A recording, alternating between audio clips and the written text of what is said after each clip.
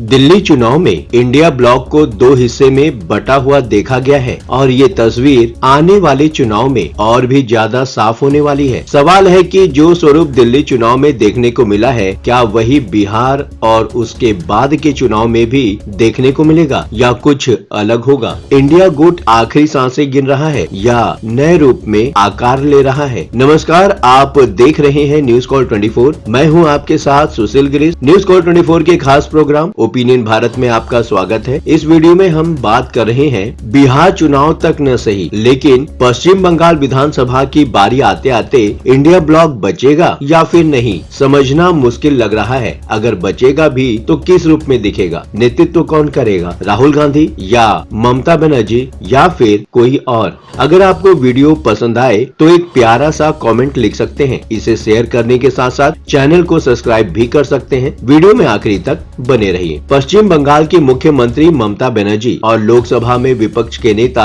राहुल गांधी ने अपने अपने स्टैंड पर अड़े रहने के चलते इंडिया ब्लॉक का भविष्य अब बहुत अंधकारमय प्रतीत होता है। इंडिया ब्लॉक में फिलहाल सबसे बड़ा पेच कांग्रेस ने फंसा रखा है। लोकसभा चुनाव में इंडिया ब्लॉक का अघोषित नेतृत्व कांग्रेस के पास था, लेकिन उसमें भी ममता बनर्जी अलग नजर आ रही थी। महाराष्ट्र चुनाव के बाद ममता बनर्जी के पक्ष में लामबंदी शुरू हो गई थी और दिल्ली चुनाव से तो इंडिया ब्लॉक में साफ साफ दो फाड़ नजर आने लगा है। दिल्ली चुनाव के बाद तो इंडिया ब्लॉक का अस्तित्व ही खत्म बताया जाने लगा था। राजनीति के कुछ जानकारों की भविष्यवाणी तो ऐसी ही रही है। उमर अब्दुल्ला भले निराश हो, लेकिन ममता बनर्जी की बातों से लगता है कि अब भी वो विपक्ष के एकजुट रहने के पक्ष में तो है, लेकिन इंडिया ब्लॉक में वो कांग्रेस को बर्दाश्त नहीं कर पा रही है। ममता बनर्जी कांग्रेस मुक्त इंडिया ब्लॉक चाहती है। दिल्ली चुनाव के दौरान जम्मू कश्मीर के मुख्यमंत्री उमर अब्दुल्ला ने जब इंडिया ब्लॉक की भूमिका पर सवाल उठाया था तो समाजवादी पार्टी नेता अखिलेश यादव का रिएक्शन था, इंडिया गठबंधन अखंड है।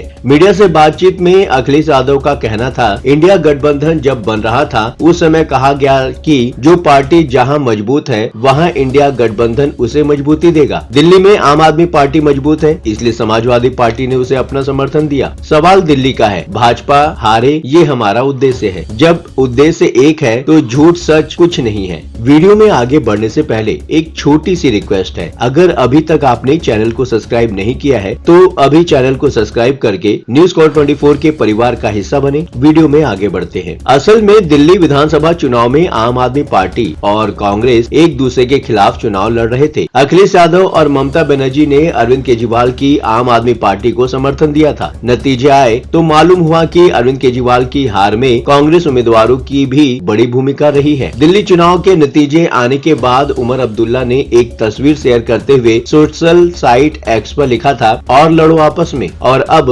ममता बनर्जी भी उसी मुद्दे पर आ गई हैं, लेकिन उनके निशाने पर कांग्रेस ही है। जम्मू कश्मीर की राजनीति को देखते हुए माना जा सकता है कि उमर अब्दुल्ला के निशाने पर भी कांग्रेस ही होगी। उमर अब्दुल्ला तो यहाँ तक कह चुके हैं कि इंडिया ब्लॉक को खत्म कर देना चाहिए, क्योंकि न लीडरशिप है और न ही एजेंडा है। दिल्ली चुनाव के नतीजे पर सोशल मीडिया के जरिए अपना रुख साफ करने की बात पर उमर अब्दुल्ला कहते हैं, नहीं करता तो क्या रोना शुरू करता? नतीजे ही ऐसे थे, या तो हंसना था या रोना था, और रोना मैं पसंद नहीं करता। लेकिन इंडिया ब्लॉक को लेकर वो कुछ और कहने से भी मना कर देते हैं। पत्रकारों से बातचीत में कहते हैं, इंडिया ब्लॉक की कभी मीटिंग होगी तो मीटिंग के अंदर कहूंगा, आप लोगों को कुछ कहता हूँ तो खामखा बवाल हो जाता है। ममता बनर्जी भी इंडिया ब्लॉक की आपसी लड़ाई से खफा है, लेकिन वो कांग्रेस को विपक्षी गठबंधन से दूर ही रखना चाहती हैं। ममता बनर्जी ये भी दावा कर चुकी हैं कि इंडिया ब्लॉक का नाम भी उनका ही दिया हुआ है, बनाया भी है, और अब तो नेतृत्व करने की भी उनकी इच्छा है, लेकिन पश्चिम बंगाल में बैठकर ही। ममता बनर्जी का अब भी मानना है, समान विचारधारा वाले राजनीतिक दलों को आपसी समझ बढ़ानी होगी ताकि बीजेपी विरोधी वोटों का बंटवारा न हो, वरना इंडिया ब्लॉक के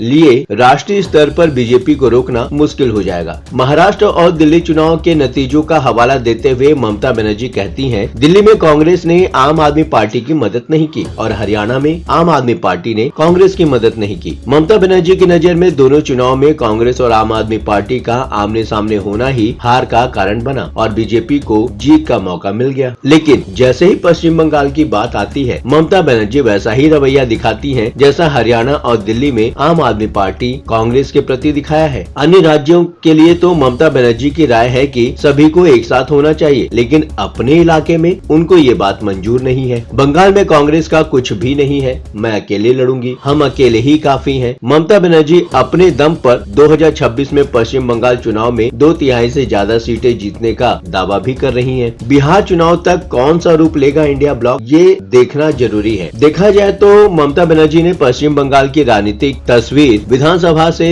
चुनाव पहले ही पेश कर दी है और राहुल गांधी ने भी संकेत दे दिया है कि बिहार में भी कांग्रेस का रुख दिल्ली चुनाव जैसा ही हो सकता है। बिहार में 2025 और पश्चिम बंगाल में 2026 में विधानसभा के चुनाव होने हैं। राहुल गांधी 1 महीने के भीतर 2 बार बिहार का दौरा कर चुके हैं और पहले दौरे में बिहार में कराए गए जातिगत गणना को फर्जी बताकर अपना इरादा भी जाहिर कर चुके हैं। जातिगत गणना को लेकर राहुल गांधी की बात इसलिए भी महत्वपूर्ण हो जाती है क्योंकि तेजस्वी यादव उसका क्रेडिट खुद लेने की कोशिश करते आ रहे हैं और बिहार की जातिगत गणना को खारिज कर कांग्रेस के सत्ता में आने पर कास्ट सेंसस कराने का वादा करते हैं। इंडिया ब्लॉक को लेकर बिहार में कांग्रेस का और बंगाल में तृणमूल कांग्रेस का स्टैंड तो साफ हो चुका है। देखना है बिहार में चुनाव में अखिलेश यादव और ममता बनर्जी क्या फैसला लेते हैं। दिल्ली न सही, इंडिया ब्लॉक का भविष्य अब बिहार चुनाव में ही तय हो पाएगा। फिलहाल इस वीडियो में इतना ही। आपका क्या सोचना है? कमेंट बॉक्स आपका है, बेझिझक अपने विचार कमेंट बॉक्स में शेयर करें। हाँ, चलते चलते ये बात भी बताना जरूरी है कि न्यूज़ कॉल 24 अपने दर्शकों की राय और सूचनाओं के लिए हमेशा खुला है। अगर आपके पास कोई महत्वपूर्ण खबरें, अहम घटना, सामाजिक मुद्दा या कोई ब्रेकिंग अपडेट हो तो वीडियो में दिए गए नंबर पर व्हाट्सएप द्वारा आप हमसे संपर्क कर सकते हैं। हम आपकी गोपनीयता की पूर्ण सुरक्षा का आश्वासन देते हैं। आपके विचार, आपके सुझाव हमारे लिए मायने रखते हैं। अब आपकी बात नहीं रहेगी अनसुनी। ये प्लेटफॉर्म है आपका, आपकी आवाज को बुलंद करने का। वीडियो पसंद आया हो तो वीडियो को लाइक करें, साथ ही चैनल को सब्सक्राइब करना ना भूलें। लगातार खबरों के लिए बने रहिए न्यूज़ कॉल 24 के साथ।